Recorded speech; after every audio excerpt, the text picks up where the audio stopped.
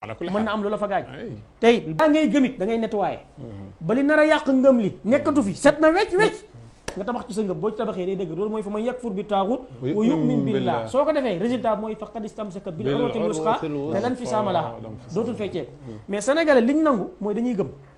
day wax ne oustaz bu ñu wàccoon ci mbedd mi fii man ak yow wàcc tey di dox ak oustaz dox ci mbedd mi rek dajeek benn waaye bu ñëw di xëxët di nooyi lan la mu ne dama doon dox ci mbedd bi dajeek yàlla xam nga ñun ñëpp dañoo xam ne kii waxi dof lay wax yàlla da ko ñuy dajal ci mbedd mais day gis ku yenu ay dàllam jógee fële dikk naan la bu ko weddi wóorut xamoo lu mu gis gëmal li nga gëm te bàyyi ko waaw wallaay sax mais diine du noonu bu ko weddi wóorut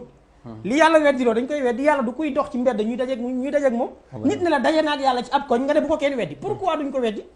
dañ koy rejeté weddi parce que ngëm gi ñu gëm moo ñu imposé ne yàlla du ko ñuy dajeek moom ci mbedd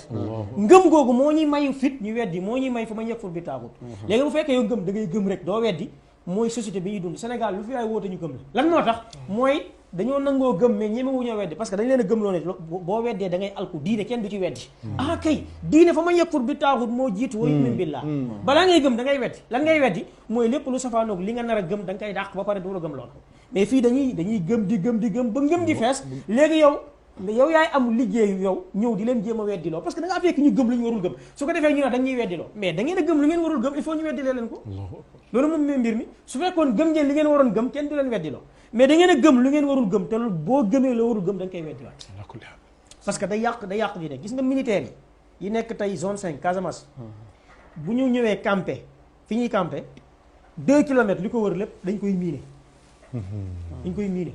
ku dugg ci seen zone bi rek mini tàkk ñu xam ne am na ko dugg militaires yi jël position commencé rafler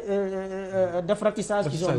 bi mais ngëm yàlla dañ koy miiner soo ko miiner wu rek day am yi pénétrer léegi suñu bëree dañ koy yàq mooy lan mooy miiner gi bi nga gëmee ne yàlla subhanahu wa taala kenn la amul doom amul morom amul ndend amul maas amul mappandoo amul ku mën lim mën amul ku xam lim xam amul ku sañ lim sañ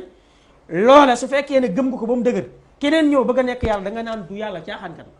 bi nga gëmee ne alxuraan mooy téere yi dëgg ñu bëgg laa gëm loon am na beneen téere bu tollu alxuraan degré wala am na garab alxuraan da nga naan du dëgg bi nga gëmee ne l'islam mooy diine dëgg ñu bëgg laa wax ne beneen diine da nga naan du dëgg bi nga gëmee ne yonent yàlla Muhammad mooy yonent bi tëj buntu yonent ci mujj jamono ñu bëgg laa gëm loon ne beneen yonent da nga naan du dëgg soo ko deful mooy sa ngëm miine woo ko soo ko miine wul nag yooyu day dugg bu yàggee li nga gëmoon yàqu Oustaz Omar nga ji woon naa bàyyi la nga continuer ndax li ngay wax am na solo mënuma ci teg dara tënk nañu nag ci waxtu mënuñu ko passé ñu mooy xamal la jeex na tàkk daanaka oustaz looy tàggoo waaw li ñuy tàggoo rek mooy di am mbégte tey wax ne sénégalais yi émission yi bokk na ci ñu war a bàyyi xel alhamdulilah suñu borom dañ ko war a xam te borom bi nee na walakin aksara naas la ya'lamuun lépp ci nit ñi dañoo réer nit ñi yàlla joxuñu ko méritam lan moo tax mooy nit ki dara mënoo ko jox méritam te xamoo ko lépp ci nit ñi dañoo réere yàlla dañoo réere l'islam dañoo réere alquran dañoo réere yonent bi alayhi salatu salaam dañoo réere sunna yonent bi kon ngallaawaay nañuy wax nit ñi yàlla di leen wax alquran di leen wax yonent bi alayhi salatu salaam di leen jàngal sunna yonent bi parce que nag li waa ji waxoon dane woon na duuru ma dalil xaysu daara